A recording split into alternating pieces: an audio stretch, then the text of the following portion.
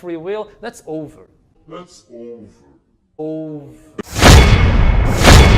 One of the features of this fourth industrial revolution is that it doesn't change what we are doing, but it changes us.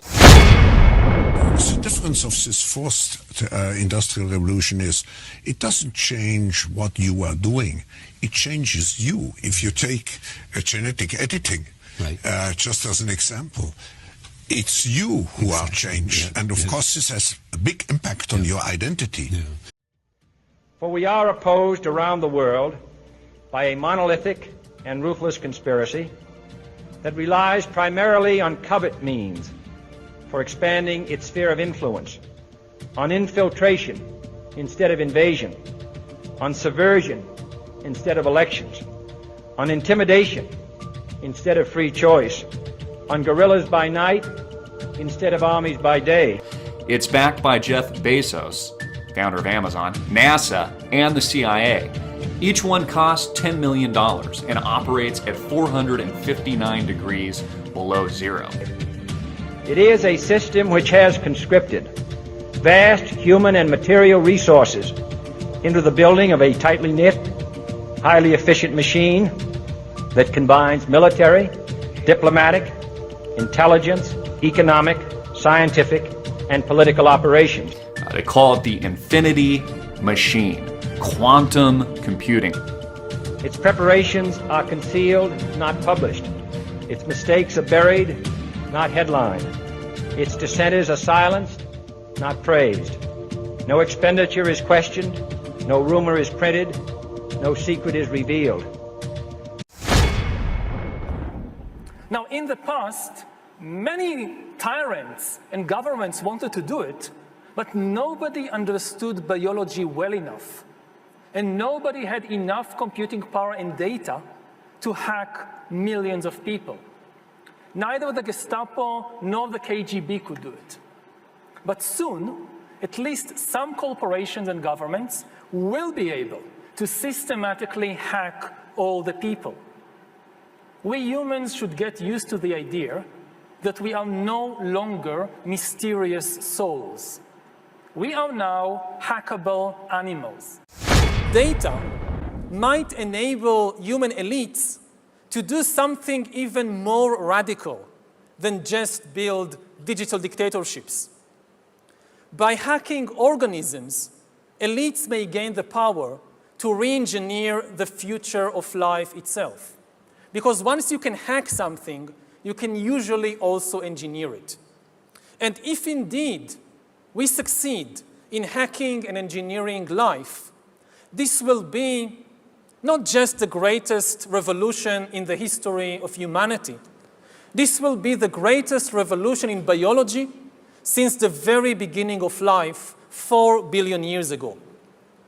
For 4 billion years, nothing fundamental changed in the basic rules of the game of life. All of life, for 4 billion years, dinosaurs, amoebas, tomatoes, humans, all of life was subject to the laws of natural selection and to the laws of organic biochemistry. But this is now about to change. Science is replacing evolution by natural selection with evolution by intelligent design. Not the intelligent design of some god above the clouds, but our intelligent design and the intelligent design of our clouds, the IBM cloud, the Microsoft cloud. These are the new driving forces of evolution.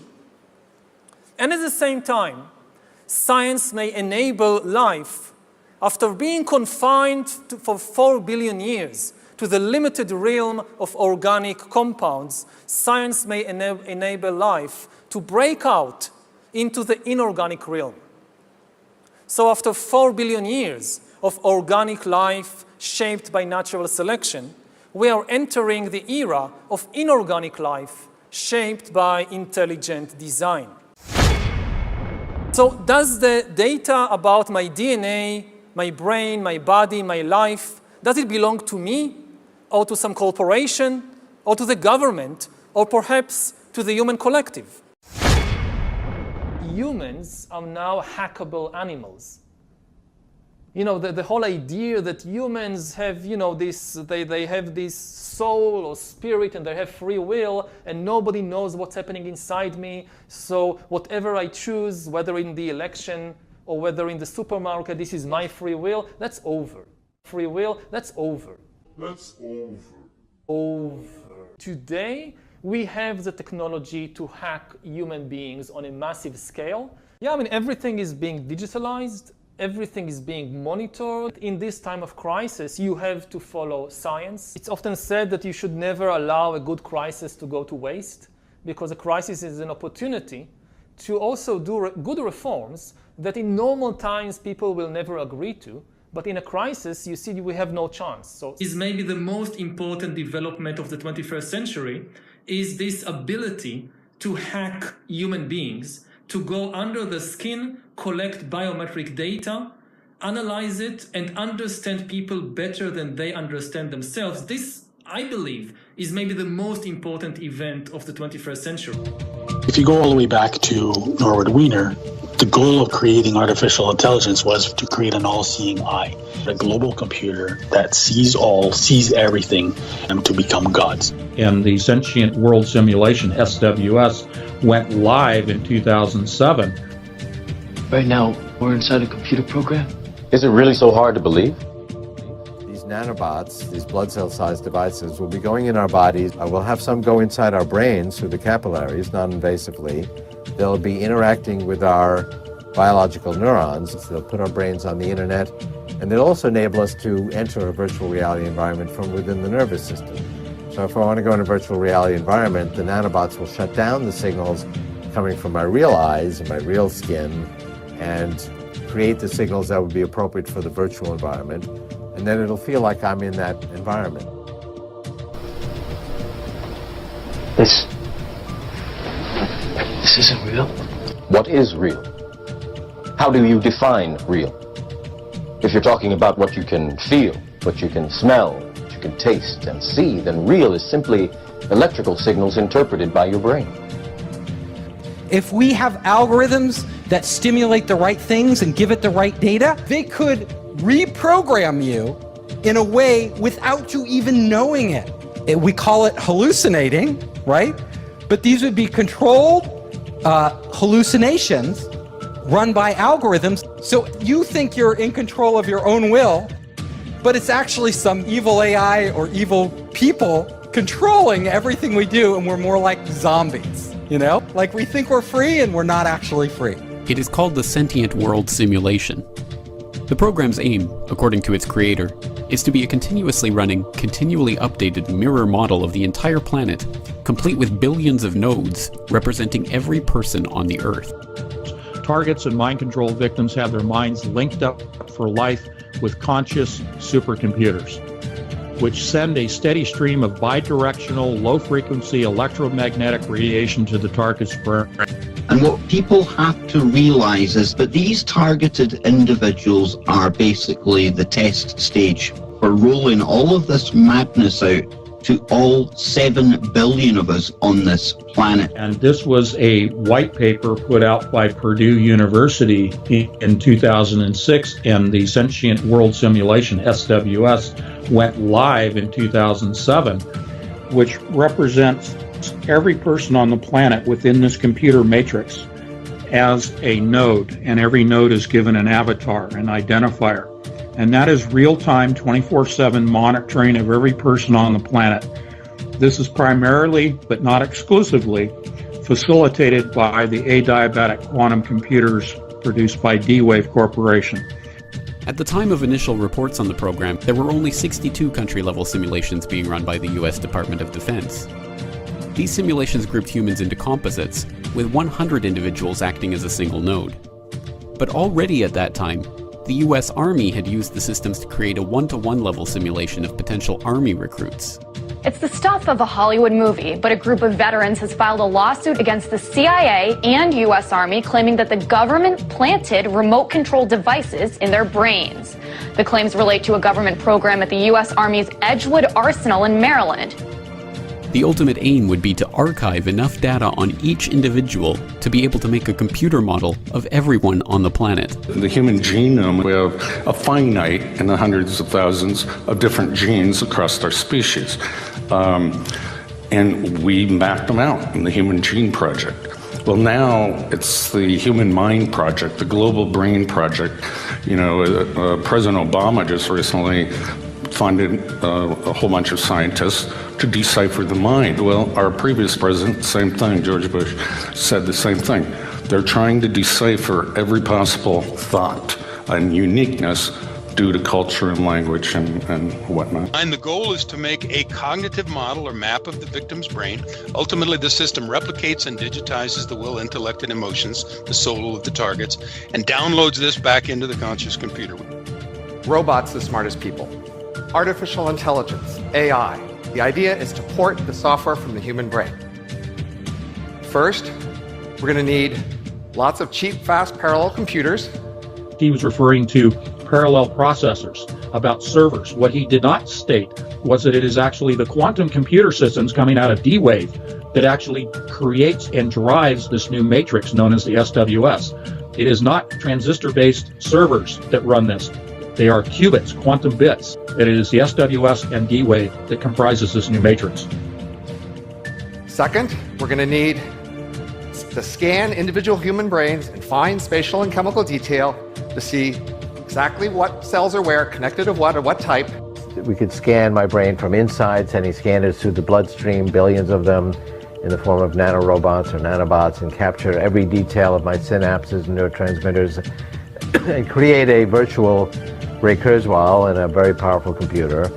And it would be indistinguishable from me. It would pass a Ray Kurzweil Turing test. And third, we're going to need computer models of how each kind of brain cell works, taking input signals, changing interval state, and sending output signals. If we have good enough models of all the kinds of brain cells and a good enough model of a brain, we can put it together to make a good enough model of an entire brain, and that model would have the same input-output behavior as the original. So if you talk to it, it might talk back. If you ask it to do things, it might do them. And if we could do that, everything would change. The Manhattan Project gave us the atomic bomb. The Genome Project gave us the human genome. The third great initiative could be the Connectome Project, to map the entire human brain. And that may take a quantum computer. Okay, the first thing I can tell you is that M's spend most of their life in virtual reality. While this is what you would look like in virtual reality, this is what an M would look like when virtual reality. It's computer hardware sitting in a server rack somewhere. But still, it could see and experience the same thing.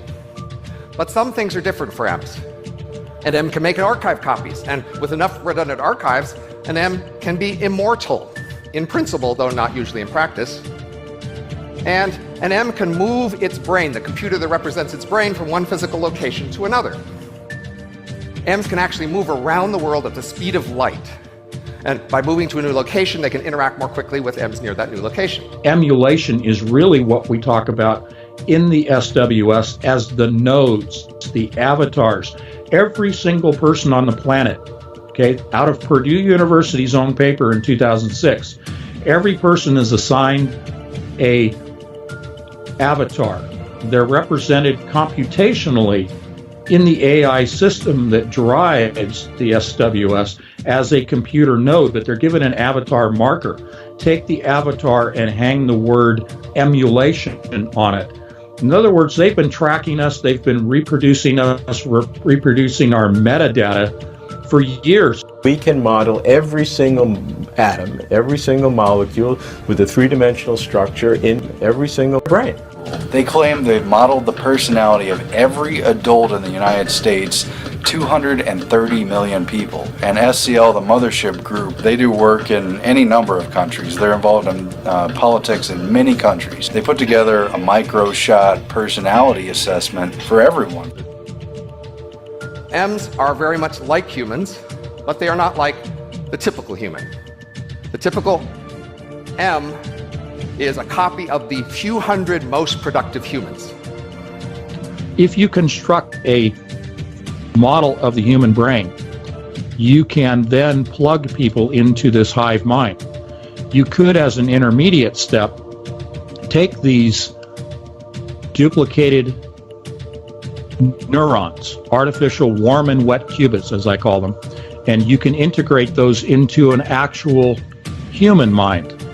Thus, you are able to control that human mind with artificial neurons and then have those minds connected to each other, just like you network and daisy chain computer systems. That is the hive mind. And this means that in the future, communications could be done mentally. What I'm saying is that the internet will be replaced by BrainNet. They control the mind the same way that they teach the AI computer systems at the high level of AI. We're not talking about cars and trains and planes and automobiles. Okay, we're talking about AI that is so sophisticated that it operates a sentient world simulation, so sophisticated that it actually taps in and controls the mind. And Google was the primary interested party that pulled this whole thing together. What they're going to do is apply this machine to an area that I think is fundamentally important. It's the crux of our future as humans, and that's, can we build machines like us? We can model every single atom, every single molecule with a three-dimensional structure in your entire brain. That level of precision will keep advancing to the point where it's absolutely indistinguishable, even at the very, microscopic level. So you could recreate an entity that's, even if you looked inside of it, its simulated brain would be processing information just the way I do. If you start looking at quantum computing and where it's going, it's pretty freaky sort of stuff.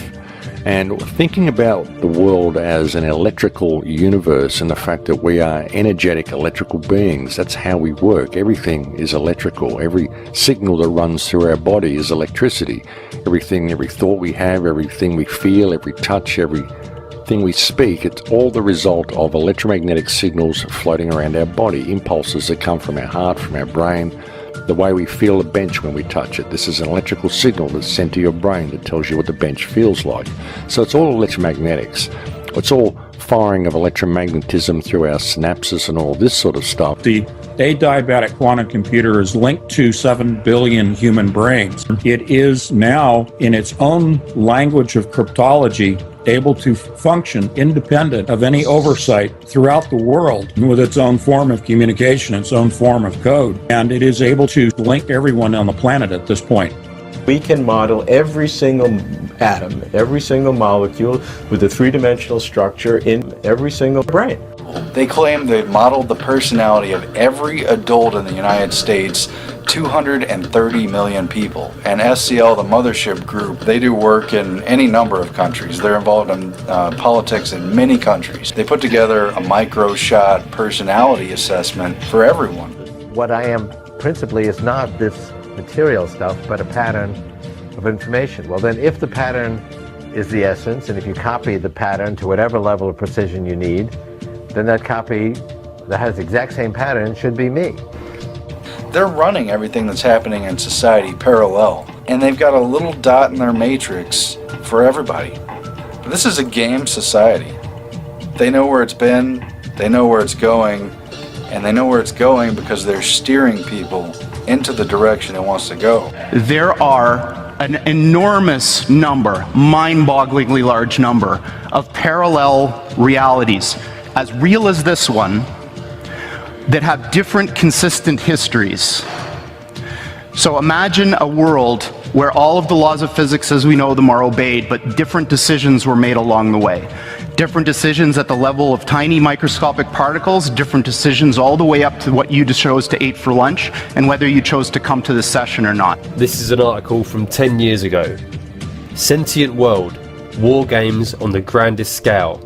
The DoD is developing a parallel to planet Earth with billions of individual nodes to reflect every man, woman and child this side of the dividing line between reality and AR. It's absolutely indistinguishable, even at the very, microscopic level. So you could recreate an entity that's, even if you looked inside of it, its simulated brain would be processing information just the way I do. Deep state has merged the quantum computer with the sentient world simulation. And the true reason for all this data collection is to feed it into this AI machine to predict and manipulate the course of humanity. Their ability to look at data in a quantum, artificial intelligence manner, it's just going to be an unstoppable monster. And this is bizarre because we don't see those other things. But science has reached the point now where we can build machines that exploit those other worlds. So Google was set up 18, 19 years ago to build a giant artificial supercomputer based on the neuron activities of the hive mind of humanity, with billions of people wired into it with the Internet of Things. And so all of our thoughts go into it. And yes, they're in the cloud, but it's actually encrypted and kept private for you, and we do a pretty good job with that. And we're actually building a computer that has real neurons in real time that's also psychically connected to us, that are organic creatures. You are connected as an organic computer. I mean, this is one of the most quote-unquote conspiratory theories that's been around for many years, decades. But the reality is we're now facing the reality of that. It is no longer a conspiracy, and quite frankly, it terrifies me. Even now, the sentient world simulation is watching you learn about it, and inside its intelligent mind is creating a second you, running different scenarios against you to see how you react. You know, hearing voices is not a sign of mental illness necessarily. You have to consider that it can be a military technology. And this is the greatest, I would say, insult to medical doctors, that we are not taught this. No medical doctors generally know of military technology that you can, with synthetic telepathy, make people hear voices in their heads. Voicetoskull. Apparatus for audibly communicating speech using the radio frequency hearing effect. Now we're getting into transmitting voices directly into people's heads. A modulation process with a fully suppressed carrier and input processor filtering to produce an encoded output. For amplitude modulation and audio speech processor filtering. Intelligible subjective sound is produced when the encoded signal is demodulated using the RF hearing effect. So again, they've got diagrams here explaining exactly how this can be done. We're talking about putting speech through various frequencies being decoded by the human brain as an actual voice. There's nothing crazy about it, even if... So can you expand on that exactly? Well, like telepathy. Yeah. You know, the thing with mind control is very bad because they call it synthetic telepathy. They can induce thoughts in you. They can induce voices in your head. And of course, voices in your head that you're crazy, you know. They can do that, and they have done that from, at least officially, from the Iraqi First War. They gave orders to soldiers straight into their head. Of course, they were guinea pigs. American soldiers? American, yeah, right. And if this Did technology... Did they use it on the enemy as well? Yes, in a way, because I always remember I was so shocked when I saw a picture when soldiers came from bunkers, Iraqi soldiers. They had bunkers and about 3-yard walls, you know. They had drinks and food for 6 months. Americans had sent helicopters above, and they had Arabic-speaking interpreters who spoke Arabic to them, and they were sending, with microwaves, orders to come out. They were being mind-controlled, and all of a sudden, all the guys came out. With no reason at all. Nobody attacked physically. It was just done with mind control. You know, when you know you're on the side of right, you know, you have that grace of God, I guess, with you when you know you're doing the right thing. And the right thing's not always the easiest thing. Like I told you, I never in a million years planned on being the one of the spearheads. Now, you were telling me that during the break. How did you, it just like, wow, it just got, and now you've learned more and more about it. Well, after the book came out and I had, you know, thousands of other victims come forward and say thank you for putting a book out on it and using whatever, you know, cred that I have with having a couple of initials behind my name. Not that that's any big thing. But the one thing that I was happy that the book did is I had a lot of families call me and say, you know what, we have a son that's been complaining about hearing voices and complaining of, you know, government surveillance. We've had him to 5 different psychiatrists. They've shocked him. They've had him on meds. It never goes away. Now we have a little better understanding about maybe what he's dealing with. You know, and if that had only happened once, it would have been worth having wrote the book. You know, it's happened hundreds of times where people have actually, you know, let psychiatrists do electroconvulsive therapy on loved ones that were voicing these complaints. Now we're kind of going toward an educational campaign. We need to educate at least local psychiatrists. Now, at the top of the psychiatric chain, Canadian Psychiatric Association, the American Psychiatric Association, they know very well what these websites. Oh, they're the people running it. Yeah, they're the ones who started a lot of the MK Ultra programs that have advanced to where we're at now. Now, at the local level, where you're being maybe mandated to see a psychiatrist, they probably are largely ignorant of the technology. But unfortunately, no matter how much proof these victims put in front of psychiatrists, they're not looking at anything. Well, that's the question. How do you tell, because you've always been contacted by real schizophrenics then, how do you tell somebody who's crazy versus somebody who... Well, the bottom line is schizophrenia usually starts at an early age. You don't, most of the victims that I'm talking to can pinpoint the time their stalking started and their hearing voices started, and typically it's late 30s, early 40s. You just don't see that with schizophrenia. Schizophrenia is usually 18 to 28 in a male. It can be a little bit later in a female. So now what's happening is a lot of these victims are being diagnosed with delusional disorder or psychosis, otherwise specified, which means you've got something going on and we don't know what it is. On top of that, the medications won't treat this. You know, having worked with a lot of these victims that are hearing voices that are being put into their head, not from schizophrenia, most of them kind of have an idea of where it's coming from. Some of them are wrong because the technology is meant to foster a wrong belief, make you think it's, you know, your relatives or your parents or, you know, your work, when in reality, at least from what we found with counter surveillance in San Antonio, it's usually a private investigative group made up of former federal employees. Yeah, that's why you've been on the news. You guys have actually caught people before in the act. Exactly. Wow. Oh, man, I tell you. And so you've got over 1 million private contractors operating domestically just in PSYOPs, they admit. There's too many clearances out there. Too many clearances. And, you know, looking at mind control technology, they've always contracted it out. It's never done directly by the CIA, not since the 60s. Absolutely. Wow. Looking at my channel analytics, I have realized that my audience is above the age of 25, and predominantly between the age of 35 to 44 years old. Something got me thinking. There are way too many old victims, too old to be schizophrenic. 3. They can cause insanity, and it was an experiment. One of the experiments was to take an ordinary sane person, cause insanity, and have a psychiatrist who was unknown to everybody diagnose schizophrenia, or paranoia or a psychiatric illness. That was a successful outcome. And the person would spend the rest of their life in an asylum in misery, but to the government scientists that was a success. eBook project scientist Dr. Barry Trower. Incoming voice detection. And it can be proven by Blue Mouse. I had exchanged some emails with Elton Byrd before he died, and he was a Navy scientist who was engaged in these technologies. And he said that the Blue Mouse is world's most sensitive microphone. If somebody says, I hear voices in my head, so you put the Blue Mouse onto the skull of this person. And this microphone, Blue Mouse, takes the words, the sentences that the person hears, and everybody in the same room can hear it. So it is not a sign of mental illness, it is military action towards this person with electromagnetic fields and electromagnetic beams, radiation. And of course it's criminal. But this can be absolutely proven. But how many know a Blue Mouse? Very few, I would say.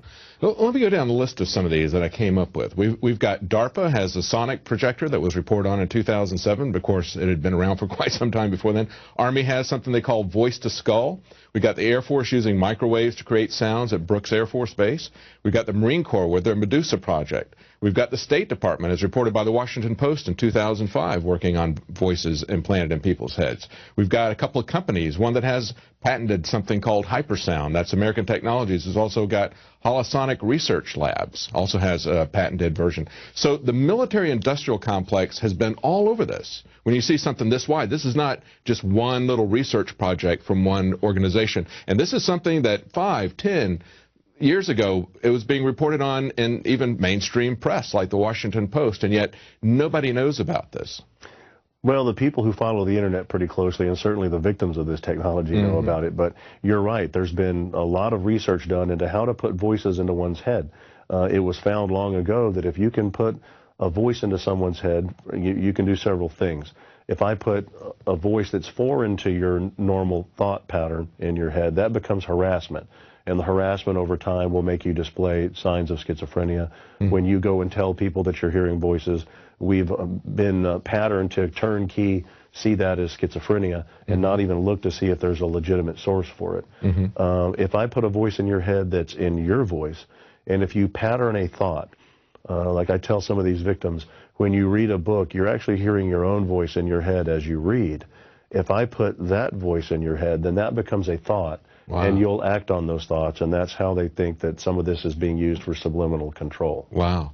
I know that in some of these articles I was reading on the mid-2000s, they were talking about how they were using it as the voice of God, as the voice of Allah, because they figured that there was something that they could use. They thought that people that they were going against that were Muslims were very religious, superstitious. And that was used in the field of battle. The voice of God weapon, which is actually called SQUAD, or Silent Sound Spread Spectrum, was used in the first Operation Desert Storm.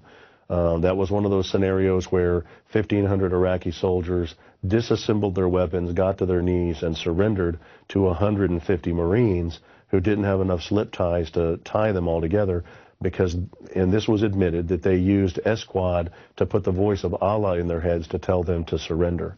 Wow. Before that, in the mid to late 80s, 5 separate inmates from the Utah State Prison had written affidavits saying that they were put in solitary confinement and were experimented on with some type of electronic device that put voices in their head, and all of them claimed that they could tell the voices of the people doing the experimentation on them were responding back to their thoughts. Wow. So this has been going on for a while. Unfortunately, it's just not gotten any major media coverage until recently. So they're basically setting themselves up as the ventriloquists, and we're the dummies or the zombies, right? Well, it's like I've said in with other reporters and other shows, that guns and taxes won't control everybody. Yeah. Electromagnetic technology will. Wow. Wow. The unfortunate thing with this type of voice-to-skull or microwave auditory effect type hearing is that it's designed for only the target to hear. In 1996, the Army came out with their addendum to the biologic effects of non-lethal weapons, where they talk about the microwave auditory effect and how even with microphones in the ear canal or microphones attached to the scalp, that the voices can't be recorded. And they go on to say, imagine the incapacitating effect on an enemy combatant when they begin to hear voices in their own head. Another high-ranking military official said, we now have the ability to talk someone to death. So the bad thing is, once these victims tell their family members, tell their employer, tell their physician that they're hearing voices, well, I mean, in today's psychiatric community, if you're hearing voices your psychiatrist can't hear, then you're delusional or schizophrenic until proven otherwise. And unfortunately, the psychiatric community has not been educated on the fact that there is technology out here now that is meant to mimic mental illness. Now, what do you mean by mind control? There's an awful lot of technologies involved in that. Yes, of course, in the old days, it involved drugs, chemistry, torture, that kind of thing, and that actually continued on until the 1960s and 70s. But once we get into the late 80s, early 90s, mind control was developed through satellite transmission, so that you didn't have to be taken to a specific location to be programmed. You could be programmed eating lunch or sleeping or going about your daily business. Similar to the film They Live. Similar to that, yes. So can you describe the techniques involved in these types of mind control? Yes, and it was actually pre-Montauk project. Montauk was actually 1970 to 1983. But we have to thank the Germans during World War II for developing procedures that fractured the mind pattern of a human being through torture. They developed what is called psychic driving, where you bring a person to extremes, several hours or days of extreme cold and then extreme heat. You can give them starvation for several days and you overfeed them, make them sleep for days and then keep them awake. Fracture. The mind doesn't know what to expect. And then this was developed further by Dr. Ewan Cameron, who, after the war, brought the Nazi techniques to Canada, actually, in the late 1940s. He's a Dr. Ewan Cameron was a Scottish scientist who was very interested in this kind of work. And after the war, as people know now, in the U.S. it was Project Paperclip, where they would bring valuable Nazi scientists, doctors, etc., to the United States, Canada, UK, even to the Soviet Union, where they would continue their experiments and they were saved from the Nuremberg trials, etc. And Dr. Ewan Cameron got the German information and he started clinics in Montreal, in Ottawa, and Toronto, and he enveloped or enhanced the psychic driving. He started out in mental institutions where he would have the subjects in a room where they would have a split board between their eyes. One side would see a flower blooming, another side would see an animal being ripped apart. In one ear would be classical music, and another ear would be loud, horrendous music. Was it important which side saw what scene? They would switch sides so that the left brain, which is the ego, physical reality-based side, and the right brain, the creative, emotional, spiritual side, would then be confused as to what to accept, and the mind would then fracture. And that's when programming was initiated in the mind pattern. They knew through the German experimentation that the most you could fracture a mind would create a geometric shape in the mind of a cube of 13 by 13 by 13, and that would lead to 2,197 compartments that could be programmed into subpersonalities, full personalities, specific functions, constructs, etc. Think of Guantanamo Bay and the question of interrogating terrorists. We can now, in the future, be able to think about reading a terrorist's mind without using coercive tactics. Certain brain patterns correspond to certain thoughts, a dictionary of thinking. Now, from the psychiatric community standpoint, at the very top of the psychiatric community, I mean, they know very well that this technology exists because the early studies on mind control through MKUltra and MKSearch and Bluebird were all headed up by psychiatrists. Many of these psychiatrists were tops in their fields. Ewan Cameron up at McGill University was the president of the American Psychiatric Association and the Canadian Psychiatric Association. Jolly West out in California, same thing, one of the top people in his field. Now, does this knowledge trickle down to the community psychiatrist that you're going to be sent to in your hometown? Probably not. As a matter of fact, some of the psychiatrists that I know that I've talked to don't even fully believe that MKUltra really happened. They've done, it's not taught in their schools. You know, certainly they're not going to teach them in residency that their profession was responsible for some of the most horrendous crimes ever known in this country. Yeah. So they're largely ignorant of the technology, and that's where it's really, you know, kind of our charge to educate the community psychiatrist anyway, that just because someone's hearing voices doesn't mean they're schizophrenic. They may actually be a victim of criminalization. So that's where we need to do a better job, probably educating them. Unfortunately, when you're another physician trying to tell a psychiatrist, fellow physician psychiatrist, that voices in somebody's head is technologic, you know, and not mental illness, then you're subject to getting a diagnosis as well. So, civilian and military units shall be trained in containment and combat of classified, including irradiated classified, with possibility of classified airborne, classified flesh-eating, classified, and or all of the above in such event as classified spewing, classified escape. Here's the publication number, the type, the application number. It was published, as you see, in 2000, and it was filed in 1998. And so it's been a couple of years that it's been out because now we're in 2014. However, I can only imagine that the advancements that this has made since then, just something to think about. It lists the inventor and all this information in case you want to look at that. But let's just get into the nitty-gritty of this thing. Okay, here's what the patent's title is: Communication System and Method Including Brain Wave Analysis and or Use of Brain Activity. Now here's the abstract, the overall of what it is about. A system and method for enabling human beings to communicate by way of their monitored brain activity. The brain activity of an individual is monitored and transmitted to a remote location. At the remote location, the monitored brain activity is compared with pre-recorded normalized brain activity, curves, waveforms, or patterns to determine if a match or substantial match is found. If such a match is found, then the computer at the remote location determines that the individual was attempting to communicate the word, phrase, or thought corresponding to the match stored normalized signal.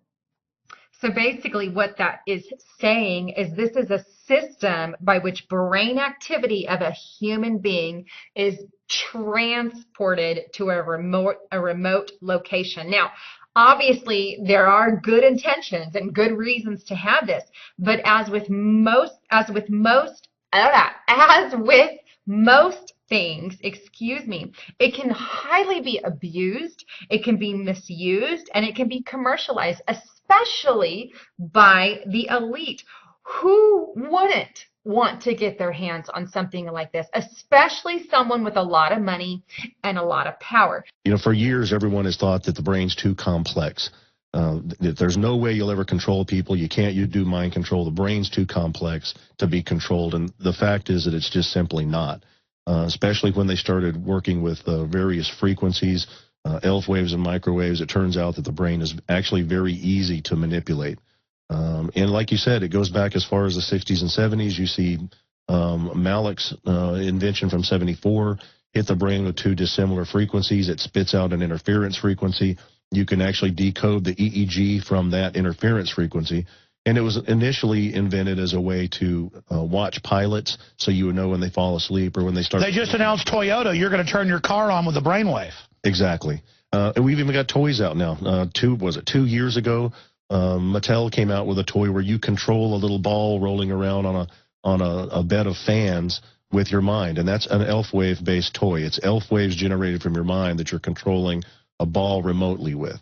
So, I mean, the technology is really not that far-fetched, and especially now when with Snowden's release and you see the NSA, you know, what all of us already knew, especially you and I, that, yeah, our cell phones and our text messages and our emails are being watched. And the IRS is targeting libertarians and conservatives and harassing them and arresting them. They are authoritarians. Yeah, so, I mean, when you look at that, it's not too far of a stretch to go, well, if you're going to watch everybody, then you have to exert some form of control.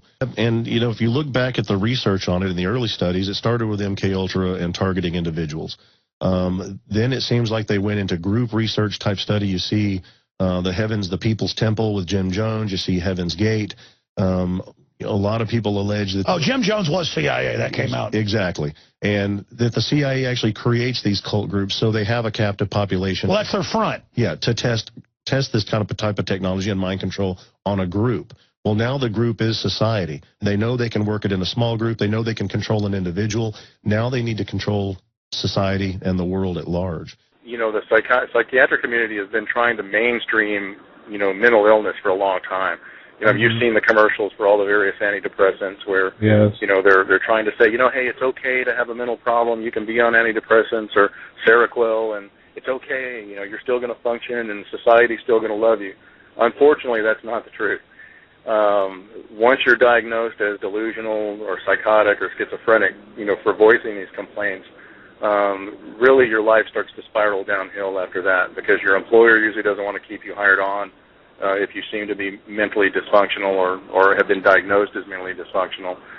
Your family members will treat you differently, pretty much ostracized after that. And then that just adds to the problem that in your heart of hearts you know you're a victim, but no one else believes you, and then that tends to lead to behavior that even makes you look even more crazy as you try to convince everybody around you that it really is happening. So it's kind of a vicious cycle, and once you reach that point, it's pretty hard to get back.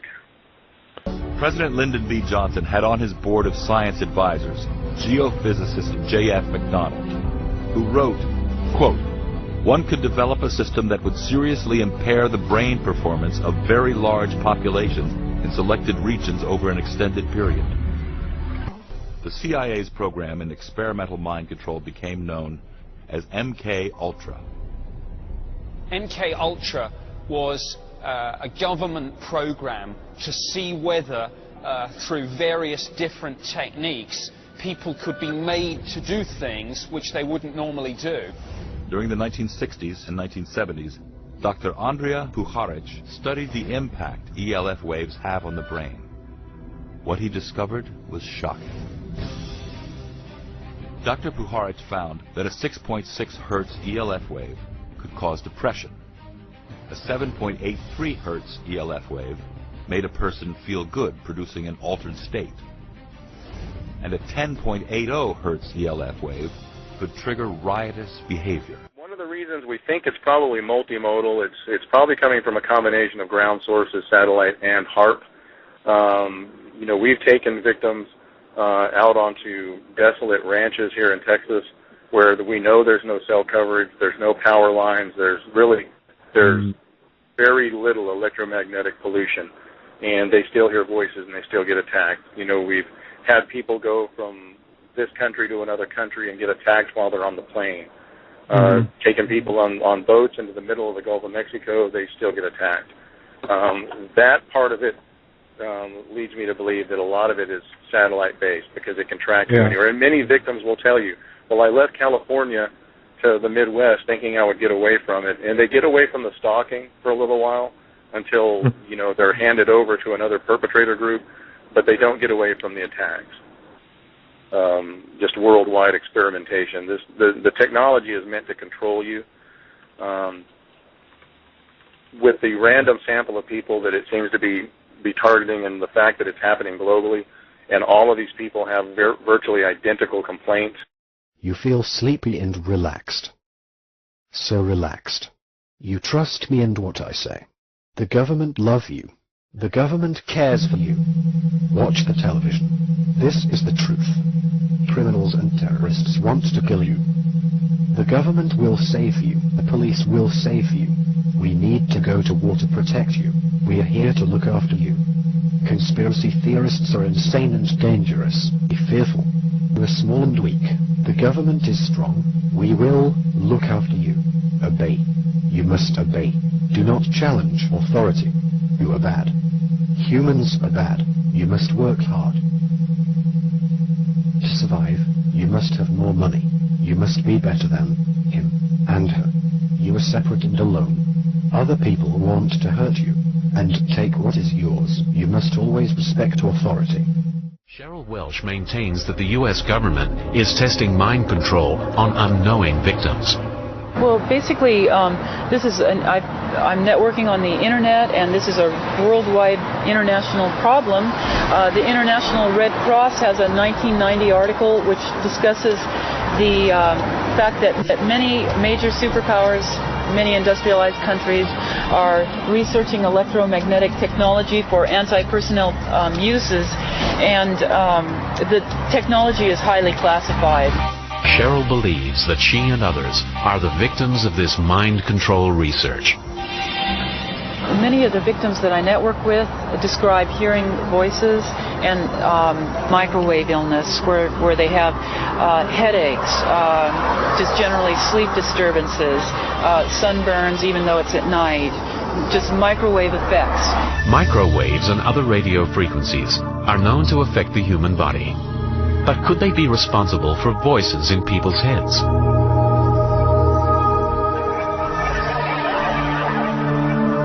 In Chicago, Illinois, a world authority on microwave hearing shows how it could work. I'm hearing a microwave pulse like a click. Now it sounds like a chirp. with a tonal quality to it. Professor James Lynn is hearing sounds that aren't there. But he's not crazy.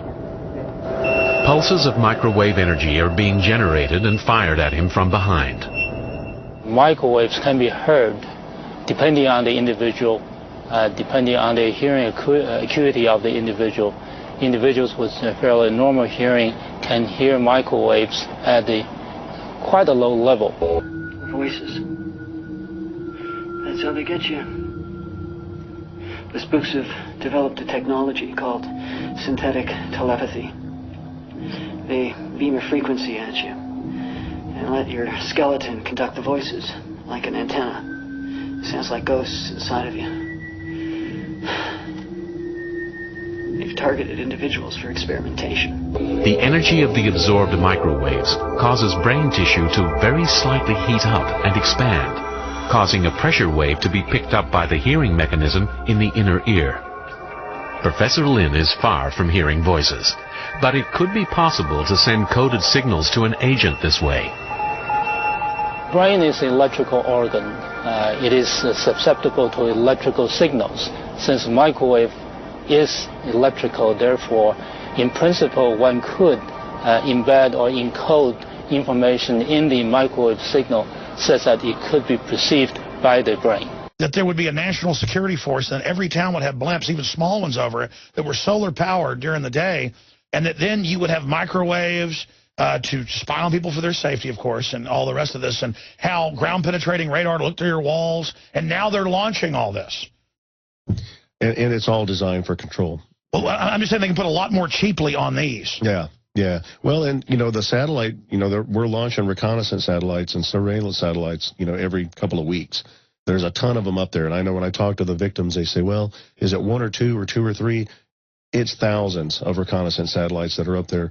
And the other question that a lot of victims will get is, well, how is somebody spending this kind of money to follow you, to watch you all the time? And actually, most investigators will tell you satellite surveillance is the cheapest way, you know, to track somebody. The satellites are already up there. Our tax dollars launched them. Sure, but I'm just saying launching more of them, they're going towards blimps. Yeah. You can put them at 100,000 feet, people hardly see them, and they could just have huge arrays on the bottom. Yeah, and like you said, they're solar powered. You know, they're powered forever.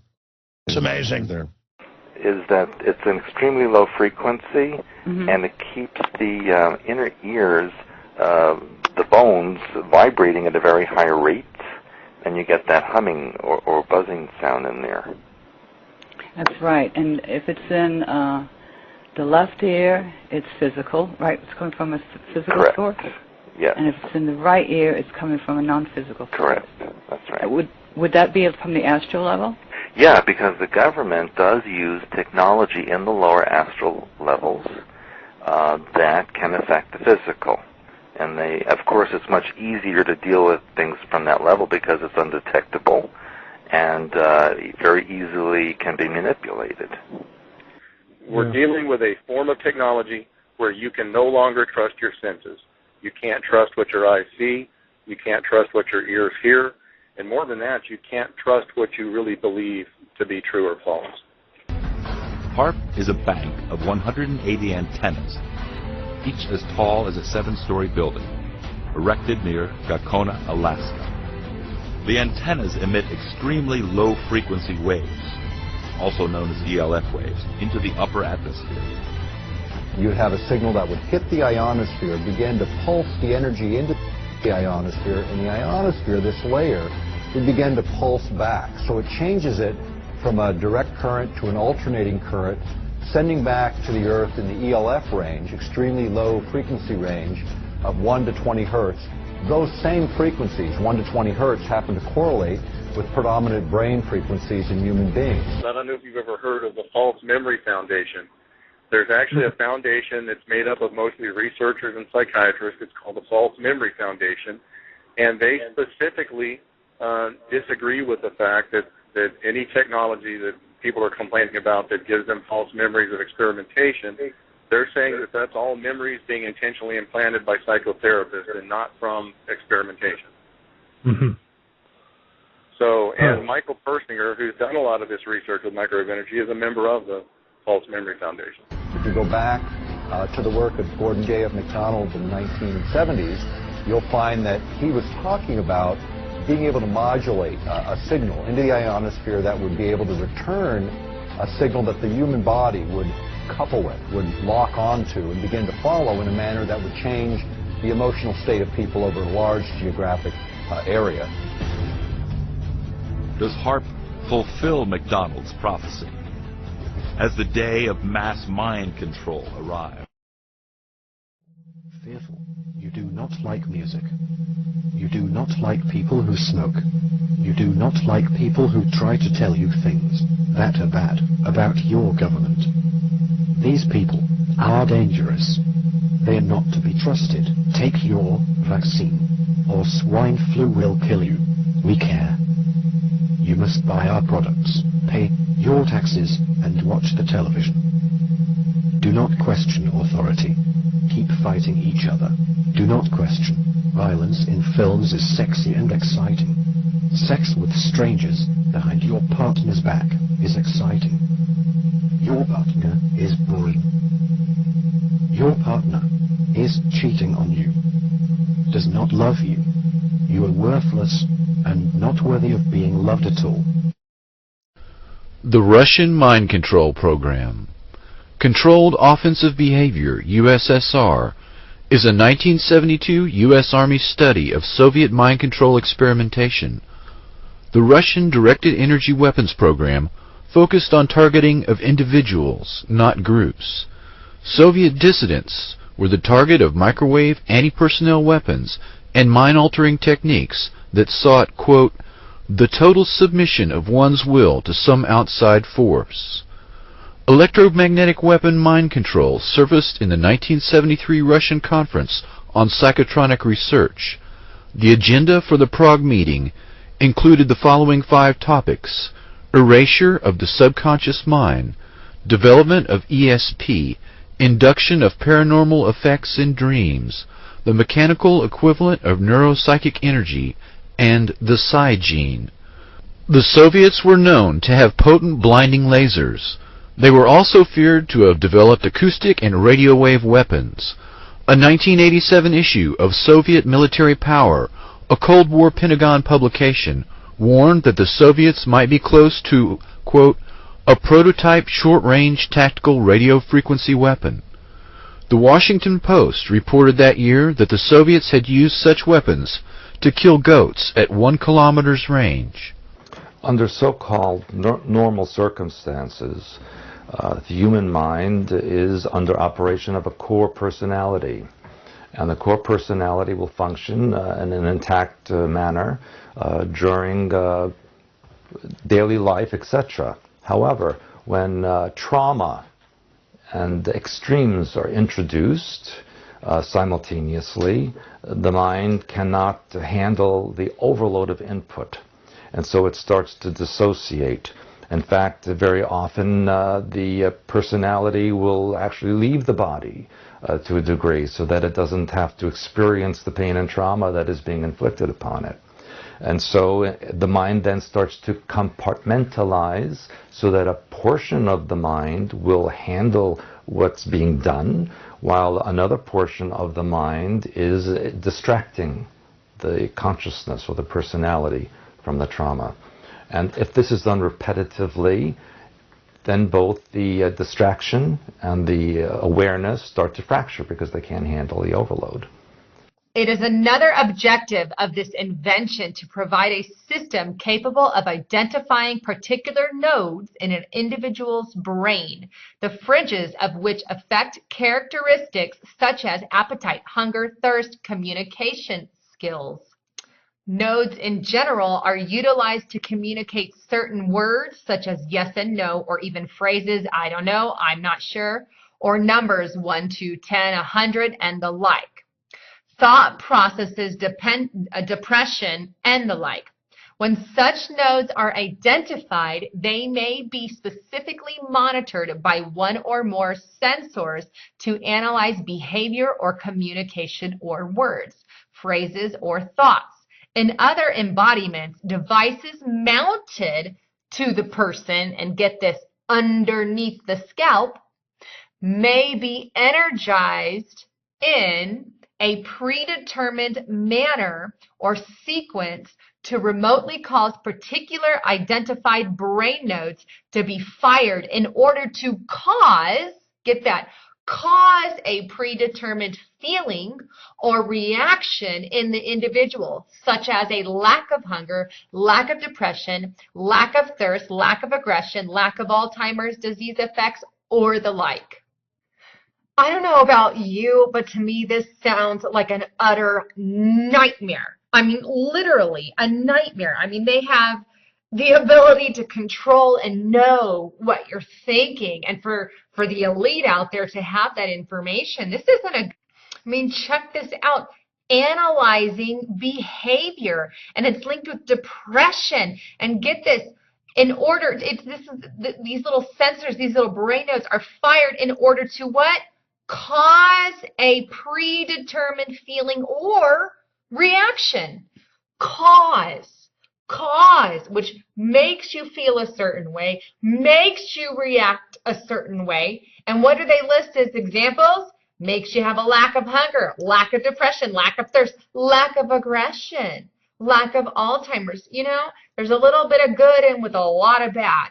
And this is just a freaky thing. And I always use the analogy that thoughts are film, the brain is the projector, and physical reality is the screen.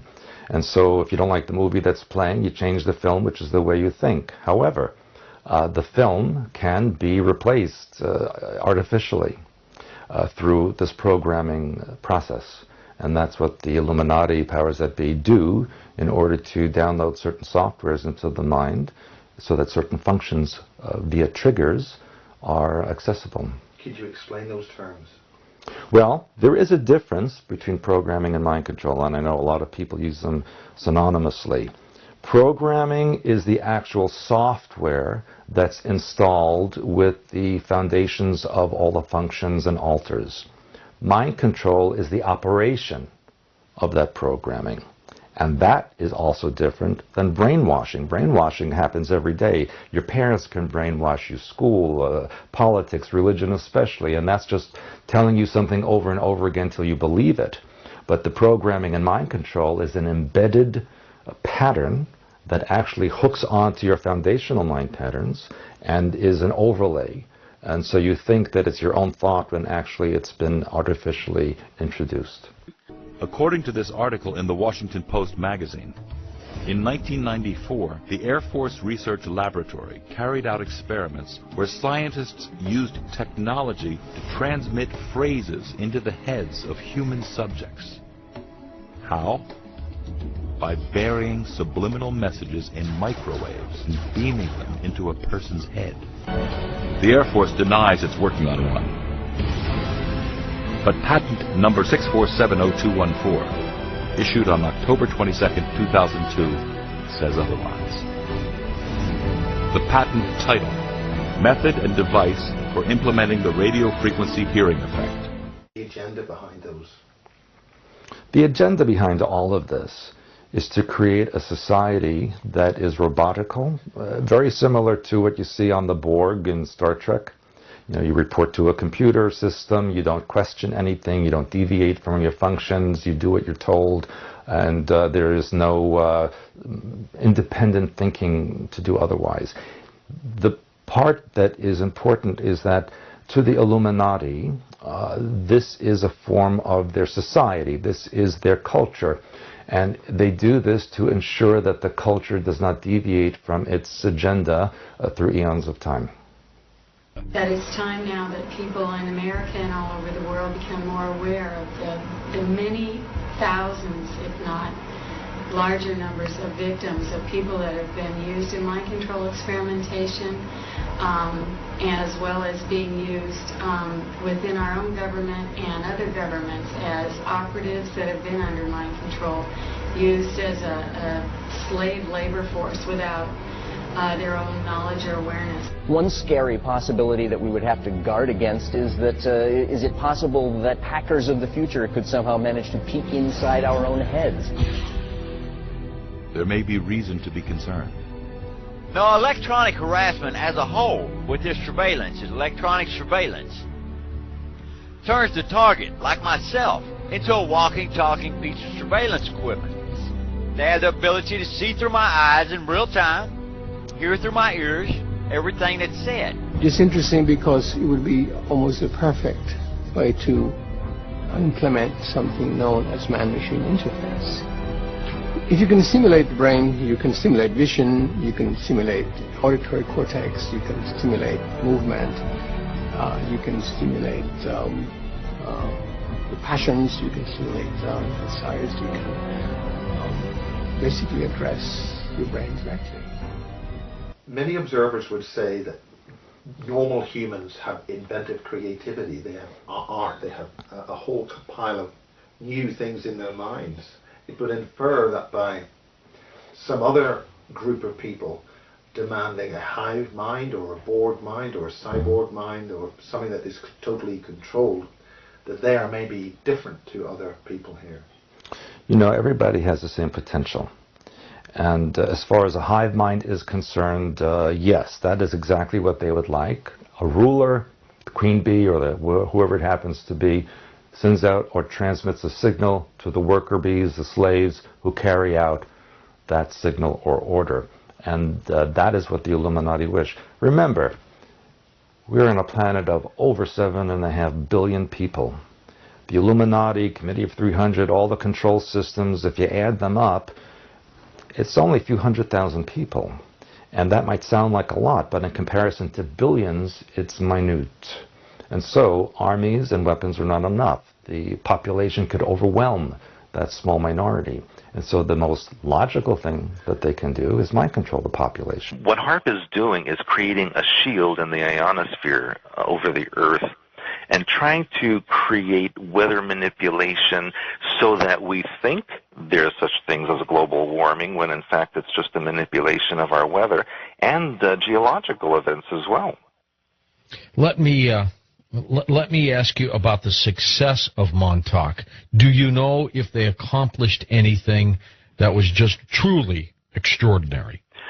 Well, I think that they did accomplish their goal, and right now, 100% of the Earth is affected by mind control or scalar waves that are transmitted now from satellites in space that completely ring the Earth and are enhanced by ground antenna that we see as cell tower microwave transmissions, so that at any moment they can transmit a mind control wave to specific areas of the Earth, to specific people. And a lot of what's happening now with the chemtrails is also creating a web or a network around the Earth, like a shield or radio wiring, so that it's like a grid that covers the Earth, and they can pinpoint very specific locations now and transmit whatever they wish to create. Brain node fringes are the basis of thought and mind processes of individuals. Certain embodiments of this invention enable such brain fringes and behavior to be captured by an external device. So something can read your brain and keep that information. It is an object of this invention to utilize a normalization of normalizing curve or waveform or pattern based upon monitored brain activity to detect or determine thought process by the monitored individual. In such a manner, individuals can transmit by satellite what they are thinking or intending to think via their monitored brain activity without the need to talk or write down the information. Telepathic kind of stuff, if you will. Okay, then it goes on. Each individual has a distinct pattern of brain node fringes or brain activity. Each person is believed to be different in this regard, and this is creepy. Thus, a separate brain activity file may be stored in a memory for each individual. So they can store information on every one of us on our brain activity. If the NSA spying on Facebook, through your cars, through your, through your electronical devices, through your washing machine, if it isn't enough that NASA's already or the NSA, sorry, not NASA, bleep there, but if the NSA is already spying on everything you do, why do they need to go as far as to know what we're thinking? If you think it's bad now, it's about to get a heck of a lot worse. I've heard from victims from Norway, from Sweden, from China, from Italy, from Germany, from India, from Yemen, just about everywhere. This is a global thing. The eventual intent will be to control the world population with. Bond says he's found more than 300 victims locally and is tracking others across the state through billboards. In Johnson Valley, a Freedom House just opened to help people who believe they are being targeted. To many of you who find yourselves the object of covert harassment, that there is hope and that you are not alone, and that we are striving to find legislation and we're working towards freedom for all. Jarek Robinson leads a national group called Freedom from Covert Harassment and Surveillance. He says he knows who's playing mind games. Rogue government officials that are sponsoring this, also corrupt business officials, and private citizens. And he also told us how. Most of it is delivered by microwave, and I believe it's satellite delivered, whether someone is on a remote location using a laptop. My hope is that people will wake up and realize that things are not the way they should be, that they need to take control of their own mind. I don't believe in physical revolution or physical violence. The war has to be in here. You have to take control of your brain, of your mind pattern, of your emotions, and do release work that will undermine the mind patterns of the programming and then release what's hooked on to those mind patterns and access your core personality, reintegrate who and what you are, sew those compartmentalized pieces of the mind back together so that we can have the society we're supposed to have. Why does this happen? Because, as I said before, we project out what's in our mind patterns and the world reflects it back. So humanity as a species has a victimization mind pattern. When you have a victimization mind pattern, you attract tyrants and oppressors. And so, what we see, it's really, we must take responsibility. You can't blame the Illuminati or the aliens. They are here because we're allowing them to be here. If we change the way we think, change the film, project out something else, then they will have no power over us. It could happen tomorrow if everybody would wake up and do it. Is that likely? No. Will it eventually happen? I believe so. I think that humanity will be backed against a corner to the point where they'll say, hey, we've had enough and we're going to do something about this. The Illuminati, the mind control, the programming, all of this, they want you to think that you're disconnected from the source, from the God mind. But that can never be. They can only make you have an illusion that that is so. But in actuality, you can never be disconnected from Creator. And so it's my hope to teach people how to take that part of them, the creative part, and extrapolate that into their lives and project that out so all of this will go away. Okay, how do people wake up? This is what I teach in my work. I teach people how to balance the left and right hemisphere of the brain, how to work with their energy systems, how to deprogram, how to connect to their higher intelligence that's within them. I teach them color therapy, alternative healing, how to eat, how to exercise, basically how to be a human being. And so that's what I teach. And again, it's up to each individual to do this or not do this, their choice.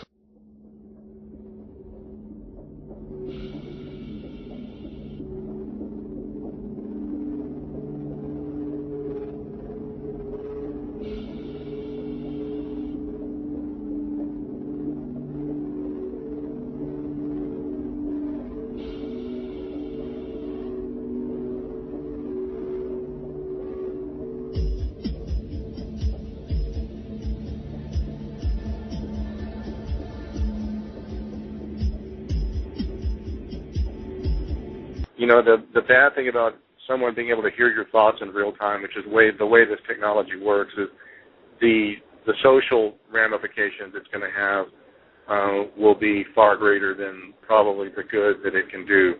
Once people realize that the government not only can watch you inside your house, can attack you for behavior they don't agree with, and hear your thoughts, well, there's a lot of, psychosocial implications of that, especially, among the religious. When you pray, or, it's not God hearing your prayers, it's the government, and that's going to be disconcerting to a lot of people. The first thing is that, and I tell this in all my classes, that there's nothing to fear. You are always loved. You can do nothing wrong. And when I say that, it's not that you should murder people. It's that whatever does happen, there's a reason for it and a lesson to learn from it. And that you must take control of your own mind so no one else takes control of your mind. And research who and what you are. What are your origins? Where did your family come from? And I encourage you to go to the sources, not to read in books or on the internet, but go to where you originated and go from that source back, because that's where the information is. And to be kind to each other. You must be kind to each other. Get rid of the anger. Get rid of the hostility. There's no reason to fight. Now is the time to unify, but for the right reasons. I don't know how much you believe about global warming. My personal belief is that it's been fairly well debunked when they caught the scientists trying to lie about their results on temperature changes. That was probably going to be the initial global boogeyman. You know, the general public always needs a boogeyman to be scared of to wrap them into control. You know, we had 9/11, therefore we had the Patriot Act. We needed to surrender our civil liberties for our safety. Well, for the UN to have a global government, they'll need a global boogeyman. And the global warming thing kind of got debunked. If you've noticed, there's more and more coming out in the news now about aliens, alien contact. The UN has appointed a delegate for when there's alien contact. Even Fox News, one of the most conservative news channels, is doing stories about alien contact on occasion now that 5-10 years ago you've never seen on Fox News.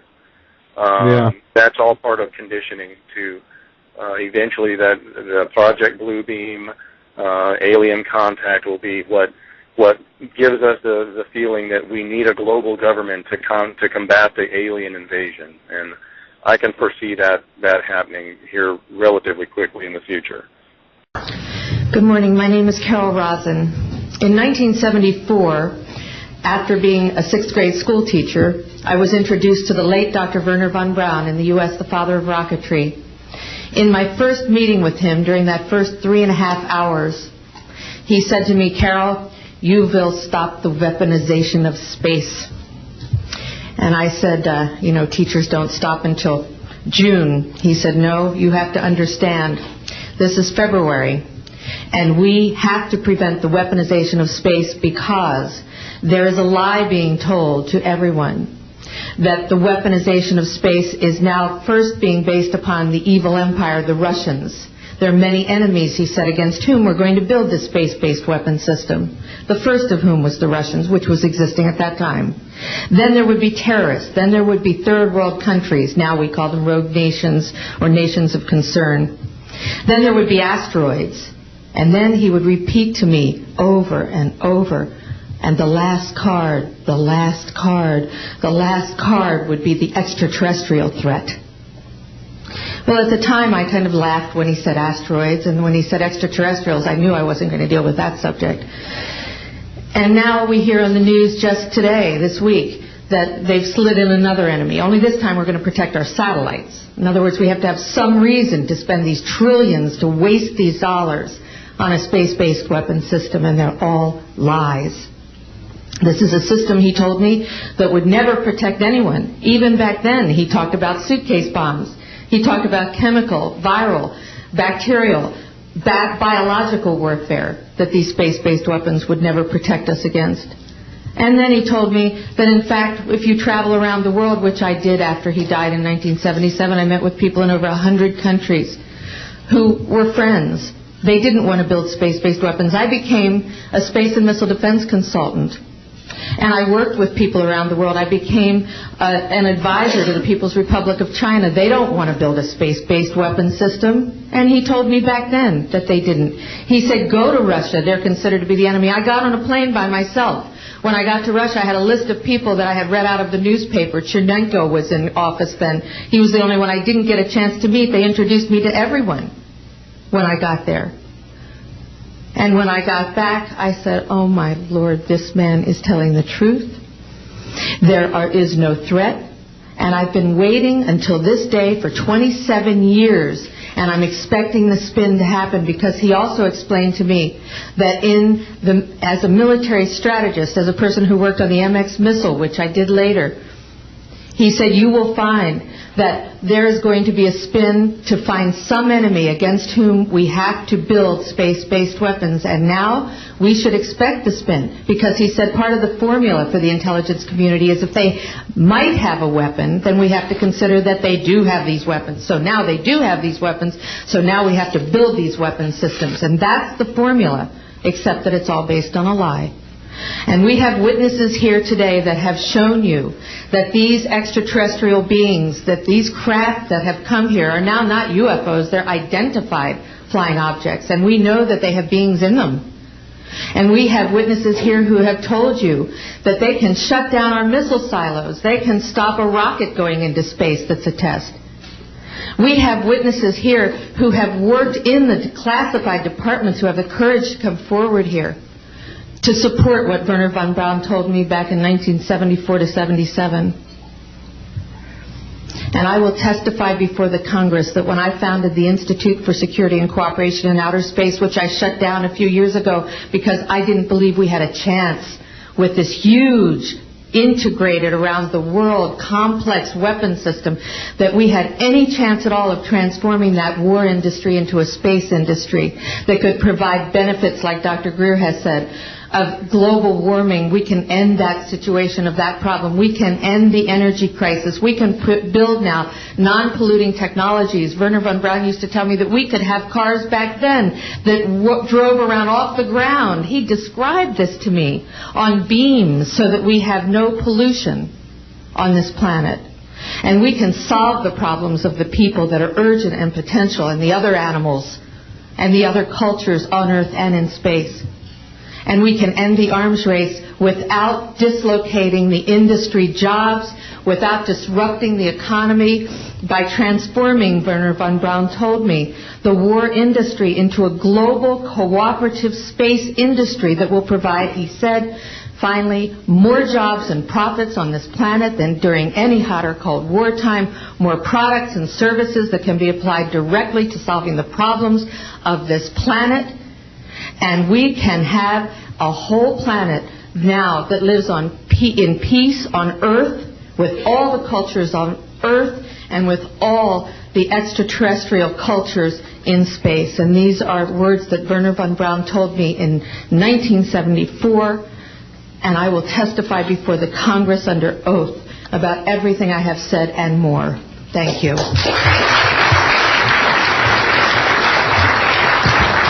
Thank you very much. Just as music from the radio is a physical manifestation of an intangible signal, our experience of emotion is the physical manifestation of an intangible signal as well. It has been shown that our emotions have a vibratory frequency to them. Furthermore, there are only two emotions that humankind experiences: fear and love. All other emotions branch either directly or indirectly from these two emotions. Fear has a long and slow frequency vibration to it, while love has a very rapid and high frequency. To show that vibration is the very foundation of existence, Hans Jene developed what is known as cymatics in the 1940s to show that when vibrations of sound are passed through a form of media, there is a set pattern that will follow. When the frequency increases, the media develops into a more complex pattern. This is precisely what is happening to our Earth and to humanity. There are 64 possible codes of amino acids in our DNA structure made from 4 elements: carbon, oxygen, hydrogen, and nitrogen. By any means of logic, we should have all 64 codes activated within our DNA structure. Yet we presently only have 20 active codes. And of these 64 possibilities, it appears that only 20 of these codes are turned on right now for us, the 20 amino acids. There is a switch that turns off and turns on where those coding sites lie, and that the switch for that turning off and turning on is what we call emotion. And this is the first time that we've ever seen the patterns of emotion directly physically linked to human genetic material.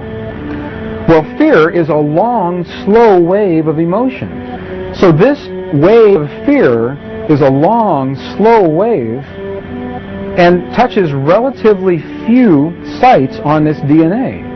So an individual living in fear is limited to the number of antennae that they have available to them, whereas an individual living in the pattern of love, this is love in DNA. You can see it's a higher frequency, shorter wavelength. We have many more potential sites for coding along that genetic pattern. This information, this is amazing. This is the first time we've ever had a hard digital link between emotion and genetics. This is important to understand because another researcher named Vladimir Popanov measured tiny particles of light called photons inside a vacuum tube. The photons were scattered as expected. A sample of DNA was then entered into the vacuum tube and they measured the photons again. They found that the particles of light aligned themselves along the axis of the DNA. Then, as they removed the DNA sample, the photons remained aligned to the same form of the DNA, even though no DNA was present. This is what is known as the phantom DNA experiment. Science has now bridged a very important gap between physical and ethereal, or spiritual. Our emotions directly affect the structure of our DNA, which directly shapes the physical world we experience every day. Yeah. You know, we've just got to not let fear get to us, because that's the control system's most potent weapon. Well, I think that, you know, the spraying from the air, I mean, I've been to 50 countries over the last 20 years, and even when I visit my friend Credo Mutwa, the Zulu shaman in South Africa near the Kalahari Desert, you look up in the sky and the bloody chemtrails are there. They're everywhere. And there's obviously a reason for that. And one of the things I've learned over this 20 years of research is that there's never one reason for anything. There are multiple reasons. Part of it is destabilizing the human immune system.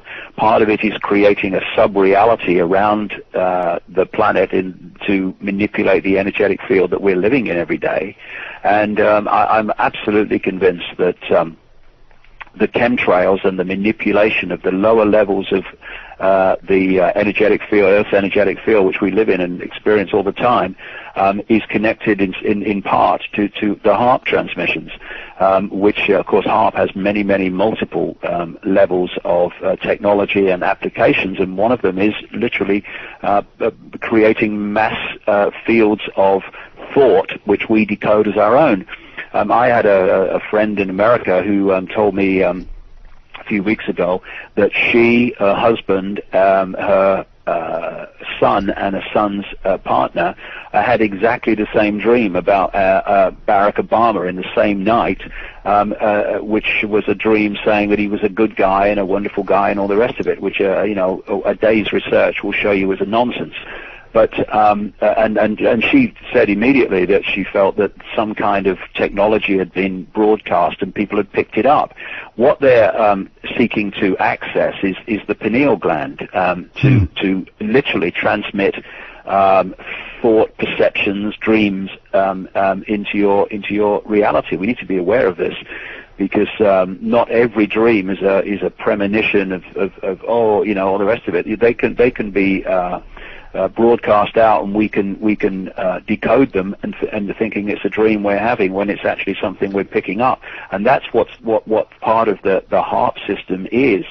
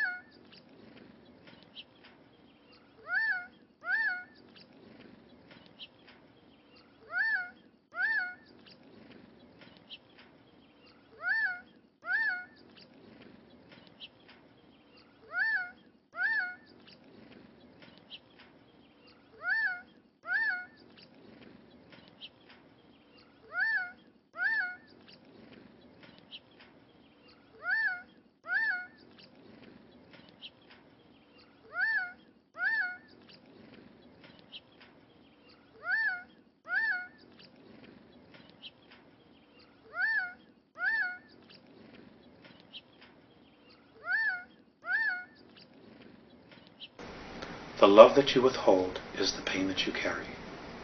That's been the most memorable one, only because of what that particular statement entails.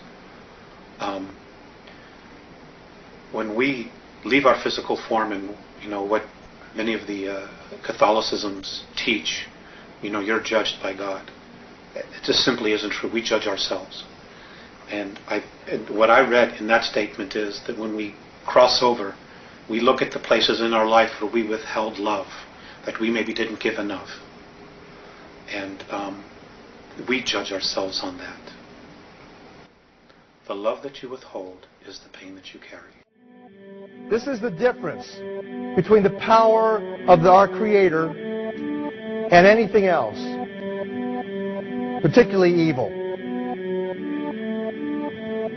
That you can go into a pitch black room full of evil, full of darkness, and light a little candle, and instantly that darkness flees. But you can't do the opposite. You can't go into a well-lit room full of truth and wisdom and righteousness and joy and health and harmony with the universal power. You can't take any amount of darkness and go into that well-lit room and have any effect whatsoever. That is the metaphor which I frequently think of when I think that I'm not empowered. It is the greatest lesson for me, and I think for everybody else, to know that we're on the winning side and that we win in the end. What we need to do is to make people aware that they are eternal light, they are eternal energy, they cannot die, and the whole world's and our individuals' development to higher realms is the goal. And that's it. And the extreme final goal is the universal love, where we are all one, like a droplet in the ocean. And the droplet in the ocean today doesn't necessarily know that it is part of the ocean. Like we don't know, as human beings in a vehicle of the body, that we are all one in the energy. And that's it. We are all one. If you guys are like me, you are probably fascinated with the subject of mind control, or mind, as I prefer to call them, mind manipulation technologies. And there is a very, very interesting story. And the reason I'm talking about this on today's News and Views is there is a very interesting article by Alberto Pena on Yahoo about what's happening in Chile. And the article drops a few tidbits that turn out to be bombshells, all right? So I want to bring this article to your attention. I'll link it when this posts. But the context here is, if you've been following the mind manipulation technology story, this goes all the way back to the Yale psychologist, Dr. Jose Delgado, back in the 50s and 60s, who wrote a book, The Psychic Control of America. And it's quite revealing about what Dr. Delgado wanted to do. And perfect technocrat, he basically wanted to control everybody right down to their thoughts. But the reason I'm talking about this is, in recent years, we've seen evidence of some sort of remote control, mind manipulation technology. More recently in Havana, Cuba, with the attacks on the American and Canadian embassy personnel. But in the last few weeks, we've been hearing stories about people in Washington, D.C., apparently being subject to similar types of technology. They're experiencing headaches, they're hearing strange sounds, and so on and so forth. And they're a bit disoriented. So I want to read several paragraphs from Mr. Pena's article here, and I want you to listen very closely, because the article contains a lot of admissions for people that don't believe that such technology is either possible or that exists. And there's something in this article that suggests to me the technologies that I talked about in my book, Microcosm and Medium. This is a Lulu book. And I want to mention one of those technologies in particular in conjunction with this article once we get through it. All right. So this article appeared on April 29th, which is not too far ago, on Yahoo. And the title of the article is Mind-Blowing: Advances in Brain Tech Spur Push for Neuro Rights. And here we go. Quote, as a sci-fi thriller, Inception topped box offices around the world. Audiences were delighted and appalled by its futuristic story of a criminal gang invading people's dreams to steal valuable data. More than a decade on, the technology envisioned by filmmaker Christopher Nolan is likely not far off, according to experts in Chile, who have moved the security debate beyond burglar alarms to safeguarding the most valuable real estate people ever own, their minds. The South American nation is aiming to be the world's first to legally protect citizens' neuro rights, with lawmakers expected to pass a constitutional reform blocking technology that seeks to, quote, increase, diminish, or disturb, unquote, people's mental integrity without their consent. Opposition Senator Guido Girardi, one of the authors of the legislation, is worried about technology, whether algorithms, bionic implants, or some other gadgetry that could threaten, quote, the essence of humans, their autonomy, their freedom, and their free will, unquote. If this technology manages to read your mind before you're even aware of what you're thinking, he told AFP, it could write emotions into your brain, life stories that aren't yours, and that your brain won't be able to distinguish whether they were yours or the product of designers, unquote. Skipping a bit now. In 2013, then U.S. President Barack Obama promoted the Brain Research Through Advancing Innovative Neurotechnologies initiative, which aimed to study the causes of brain disorders such as Alzheimer's, Parkinson's, and epilepsy. Back in Chile, Science Minister Andrés Cuvé told the AFP the neuro rights debate, quote, is part of a consolidation of new scientific institutionality in the country that is now capturing international attention, unquote. But many are worried about the potential for nefarious actors to abuse technological advances. Really? Chile's President Sebastián Piñera proposed at last week's Ibero-American Summit in Andorra that countries legislate together on the thorny issue. Quote, I call on all Ibero-American countries to anticipate the future and to adequately protect now, not just our citizens' data and information, but also their thoughts, their feelings, their neuronal information, and to prevent these from being manipulated by new technologies, unquote, the conservative Piñera said. The Chilean bill contains four main fields of legislation: guarding the human mind's data, or neurodata, fixing limits to the neurotechnology of reading and especially writing in brains. Latch onto that one, folks. That's huge. Setting an equitable distribution and access to these technologies. In other words, make them public. And putting limits on neuroalgorithms. Spanish scientist Rafael Yuste, an expert on the subject from Columbia University in New York, told AFP that some of these technologies already exist. Now, let me repeat that. We just had, oh boy, here the mail runs right now during my news and viz. It's okay, little girl. That's the Canine Home Security Unit. No, you go lay down. You go lay down. I hear the mail. So we have the bill in Chile talking about equitable distribution and reading and writing technologies. That's the crucial point. And then we have the Columbia experts saying these technologies already exist, all right? So do the math here of what is really being said in the article.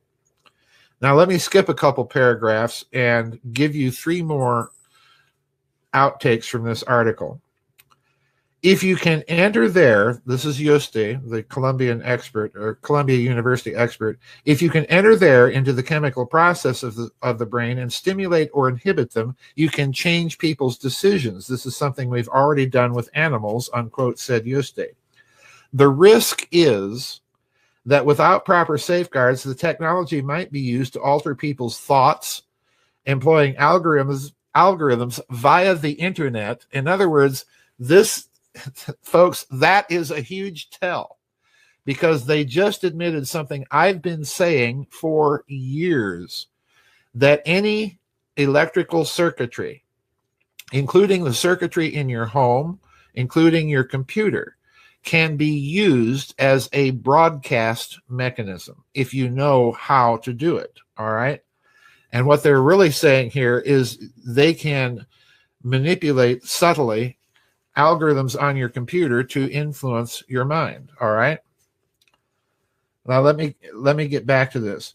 The risk is that without proper safeguards, the technology might be used to alter people's thoughts, employing algorithms via the internet to reprogram their hard wiring to dictate their interests, preferences, or patterns of consumption. Skipping another paragraph. Neurotechnology can be scary if you think about dystopian science fiction scenarios. However, for every dystopian scenario, there are 10 beneficial ones, said Yuste, who sees neurotechnology as a new renaissance for humanity, unquote. So, folks, what this article is, and the reason I'm bringing it to your attention today, is basically it's an admission now at an official national level, coming from Chile, that number one, the technology exists. Number two, it's a read-write technology. In other words, they can read your brain and they can write information into it depending on manipulation of algorithms and so on and so forth. Now, let me go back to my book here for a moment. That's Microcosm and Medium I'm talking about. Let me go back to that book for a moment. Because in that book, I pointed out that mind manipulation technology comes in all sorts of disguises and guises, from advertising, from art, from music, to the hard technology of actually using microwave interferometry to modulate information onto a broadcast beam and use that to manipulate a person's brain, all right? And I pointed out in that book something very interesting. Remember, this is not only a write technology, it's a read technology. In that book, I pointed out that back in the 1970s, the people involved in the American mind control projects were constructing what I was calling an electroencephalographic dictionary, that they would read words to people and record their electroencephalograms and notice the brainwave patterns associated with particular words, okay? And once they had done this with a number of people, they could begin to recognize the patterns, the brainwave patterns associated with particular words. So in other words, they compiled in the 1970s a small dictionary of brainwave patterns of particular words, all right? Now, that's the 1970s, and the number of entries in that dictionary was a couple of thousand.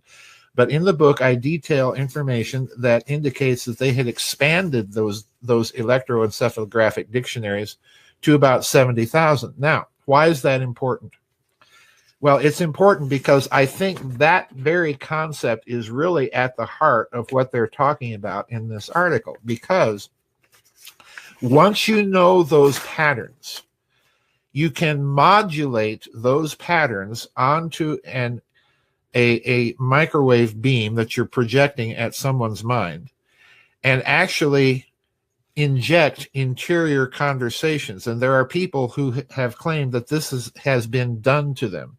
You can also modulate information to cause people to hear sounds. You can cause them to have brain or neurological dysfunction and so on. You can literally remotely alter their emotions. Now, that in itself is fascinating, but what's also very suggestive here in this article, and you know, when I read this thing, folks, my jaw was just on the floor, because obviously whoever is behind this in Chile, up to and including the president of Chile himself, whoever is doing this are very, very, in my opinion, well informed as to what the capabilities actually are. So the other thing that falls out, you'll recall, is that they want to, as the article puts it, setting an extra equitable distribution and access to these technologies. So in other words, what they are trying to do is not only bring the technologies out, but they're also signaling in a very subtle way that it's now time to start developing technologies to defend against these types of things. And you can do that, it can be done, but what I'm suggesting here is in the next 10 years, I'm just making one of my typical off the end of the twig high-octane speculations here. But I suspect in the next 10 years that you're going to see beginning to appear on the public market claims or technologies that claim to protect you from precisely this type of mental, neural, and neurophysiological influence. So brace yourselves, folks. The mind manipulation era is official. It's here. And eventually what we're going to see is we're going to see a public response to it and a new growth industry, to put it that way. The Battle for Your Brain, Psychological Warfare, by Viorel Serb. The owners of this planet are developing weapons to spy, exploit, steal from us, and kill us. What is GangStalking? Actually free. It is called the Sentient World Simulation. The program's aim, according to its creator, is to be a continuously running, continually updated mirror model of the entire planet, complete with billions of nodes representing every person on the Earth. And what people have to realize is that these targeted individuals are basically the test stage for rolling all of this madness out to all 7 billion of us on this planet.